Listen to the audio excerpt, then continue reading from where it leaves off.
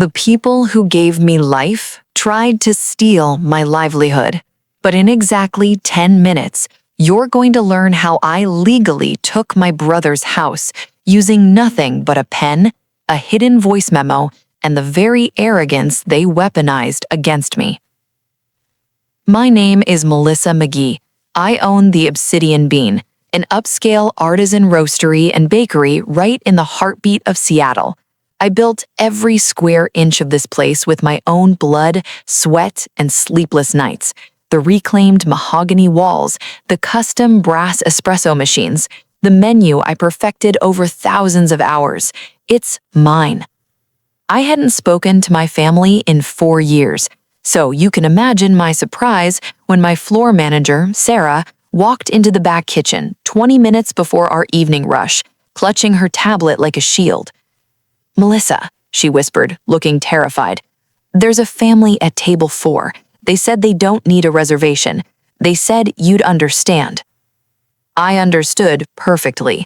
I untied my apron, draped it over the stainless steel prep table, and walked out into the low-lit dining room. There they were. My father was sitting at my best corner booth, drinking a $20 pour-over he hadn't paid for. My mother was next to him, scrolling on her phone, looking profoundly bored. And across from them sat my older brother, Trent, arms crossed, leaning back like his name was on the deed of the building. "Look who decided to show up," my father said, smiling like the last 4 years of total silence had just been a brief commercial break. "Nice little coffee shop you got here, Melissa. Bigger than I thought." I have a packed house arriving in 15 minutes, my voice entirely flat. I didn't sit down. I wanted the psychological advantage of height. "You need to leave." "We drove 3 hours," my mother chimed in, not even glancing up from her screen. "Don't be dramatic. Sit down. Your brother needs your help." Trent finally looked at me. For a fraction of a second, I saw raw panic behind his eyes. Not guilt, just fear of consequences. Then the mask slipped back on. "I need 15% of this place, Mel," Trent smirked. "Tonight." My father reached into his tailored jacket and slid a folded legal document across my pristine marble table. "It's a silent partnership stake. You sign it, Trent gets equity, and we walk away." I didn't touch the paper. "You drive 3 hours unannounced to extort me for equity in a business you never supported?" My mother finally put her phone down, adopting her classic, patient, condescending tone. "Trent made a bad investment in a real estate startup. He got scammed. Now some very aggressive investors are coming after him personally. He's looking at a $200,000 deficit. The 15% stake gives him collateral. It shows the creditors he has assets. You have all of this, and he has nothing. Does that feel right to you as a family?" Family. The word hung in the air like a toxic gas. I thought about the last 4 years, the Christmases I spent eating stale ramen in my studio apartment while building my business plan. I thought about the $32,000 loan. When I was 19, my father used my social security number to fund Trent's first failed business. It destroyed my credit. It took me 3 grueling years to pay off a debt I never incurred, just to fix my credit score enough to open this roastery. They never knew I found out. "I'm not doing it," I said. My father's smile vanished. The mask dropped. "You owe us, Melissa. And if you want to play hardball, I'll call your commercial landlord, Richard Thorne. We go to the same country club. One phone call, and I'll make your lease renewal next month very, very complicated." There it was. Extortion. I didn't blink. I didn't panic. Panic is a luxury for people who haven't prepared for the worst. "Give me until the end of service, 10 p.m. I'll come back to this table and we'll sign." I walked back to my office. I pulled out my phone and texted one person. "Evelyn, table 4, now." Evelyn wasn't just my mentor. She was a ruthless corporate attorney with 30 years of litigation experience who had helped me review my first business plan. She also happened to know my family's history. Evelyn slipped through the back door an hour later. We sat in my office, the scent of roasted Ethiopian beans mixing with the tension. I explained everything: the threat, the $200,000 deficit, the extortion. Evelyn sipped her coffee, her eyes gleaming like a shark spotting blood.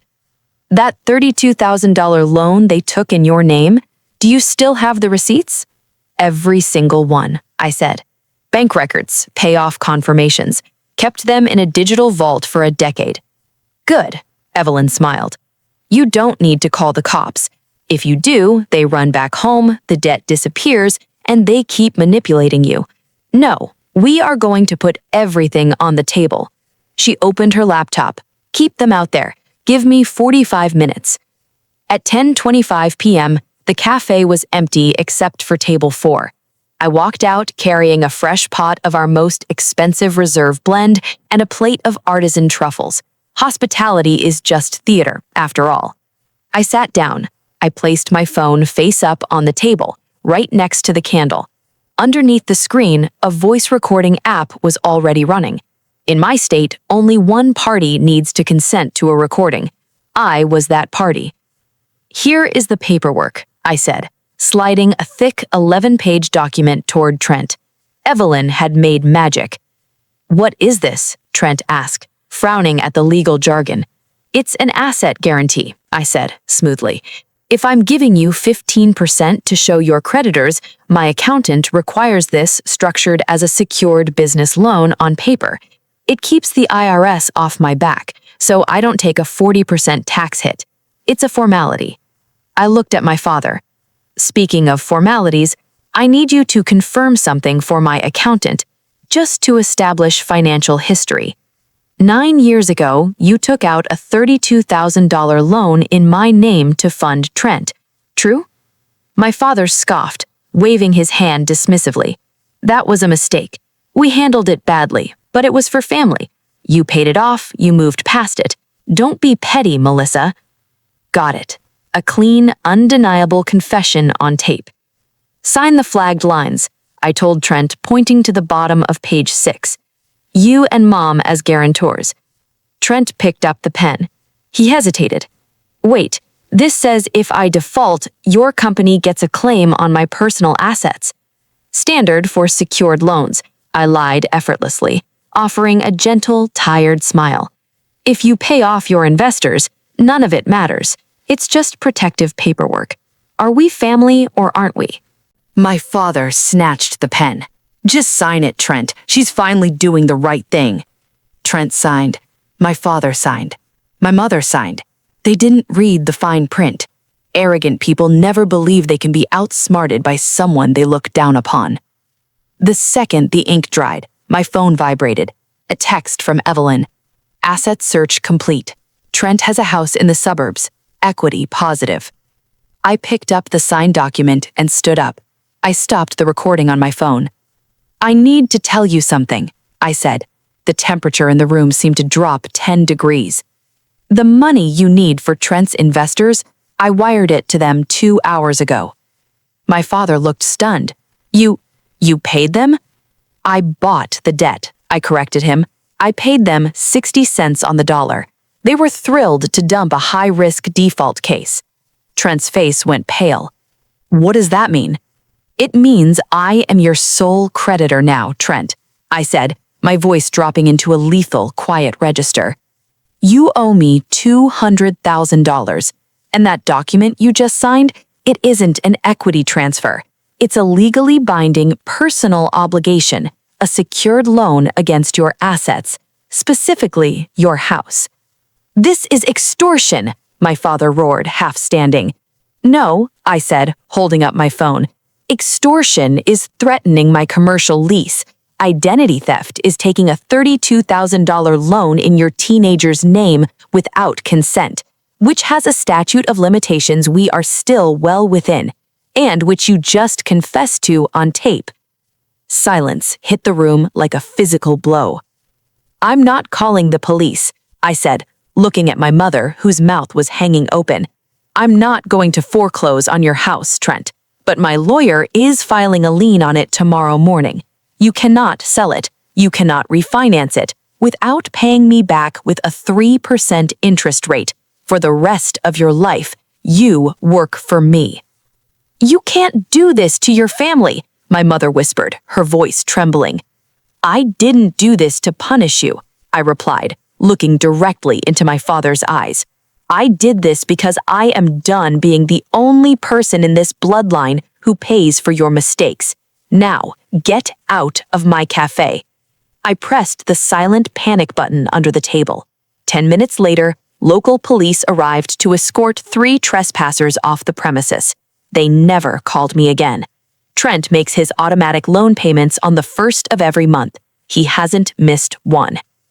Listen to me very carefully. Society will tell you that holding on to anger is toxic, that you should forgive, forget, and let people walk all over you in the name of family or peace. That is a lie. Anger, when channeled correctly, is not a weapon of destruction. It is a shield of protection. It is the fuel that allows you to build an impenetrable fortress around your peace, your finances, and your future. Never apologize for setting boundaries. Never feel guilty for demanding accountability.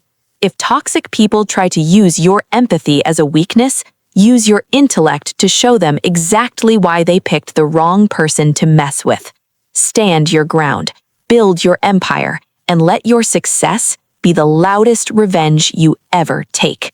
Protect your peace, protect your assets, and never, ever let them see you sweat.